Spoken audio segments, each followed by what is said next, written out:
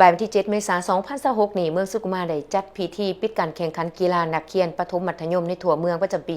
2026โดยภายใต้การเป็นประธานเข้าร่วมของทานบัวเลียนเผยบุญส้มห้องประธานคณะกรรมการปกครองเมืองมีฐานนางจุมมะลีอ่อนไซเวียงหัวหน้าของการศึกษาธิการและกีฬาเมืองมีบรรดาทานหัวหน้าของการห้องหัวหน้าของการแขกที่ถือเชิญครูอาจารย์และน้องนักเรียนเข้าร่วมในพิธีทานนางจุมมะลีอ่อนไซเวียงหัวหน้าของการศึกษาธิการและกีฬาเมืองก็ได้ผ่านบทสรุปการแข่งขันกีฬาประถมมัธยมในทั่วเมืองให้ฮู้ว่า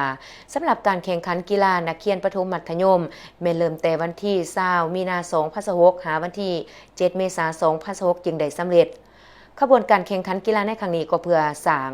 ความสามัคคีของนักเรียนครูอาจารย์ทั้งเป็นการแลกเปลี่ยนความรู้ซึ่งกันและกันทางด้านทัศนะการฝึกซ้อมนักกีฬาแต่ละประเภทให้นักเรียนมีสุขภาพแข็งแรงมีพละนามัยสมบูรณ์เป็นการสร้างกิจกรรมต้านและสกัดกั้นสิ่งเสพติดในโรงเรียนประถมมัธยมเป็นการปลูกจิตสำนึกของเยาวชนนักเรียนนักศึกษาหันมาเล่นกีฬาห่างไกลจากยาเสพติดอื่นๆและเป็นการคัดเอานักกีฬาที่มีทักษะพรสวรรค์เข้ามาเป็นทีมผสมของเมืองเข้าร่วมการเคลื่อนไหวแข่งขันกับบรรดาเมืองต่างๆและอีกด้านหนึ่งเพื่อสร้างกีฬาประเภทต่างๆให้ดีขึ้นเทอละก้าวเพื่อกระเกี่ยมเข้าการแข่งขันกีฬามหกรรมในทั่วแขวงครั้งที่เก่าที่เมืองสุขุมวิทจะได้จัดขึ้นเป็นเจ้าภาพในปี2027ผลการแข่งขันประเภทกีฬาบานเตทรายสั้นมัธยมปลายชนะเลิศได้แก่มศ.โนนยางอันดับ2ได้แก่มศ.บุงแก้วอันดับ3ได้แก่มศ.ถาดสามปางและมศ.สุขุมวิทบานเตทราย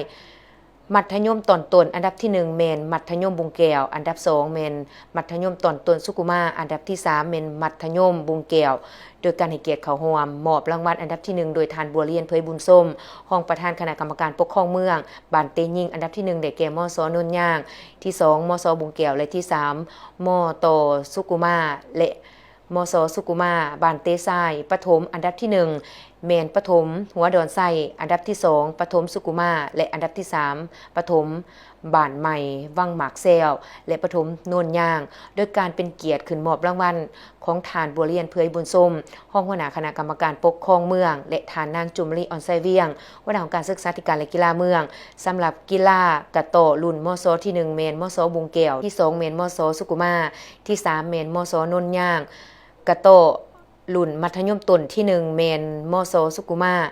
ที่2มต.สุขุมวิทและที่3มศบุงแก้วโดยการให้เกียรติขึ้นมอบรางวัลของทานบัวเรียนเผยบุญส้ม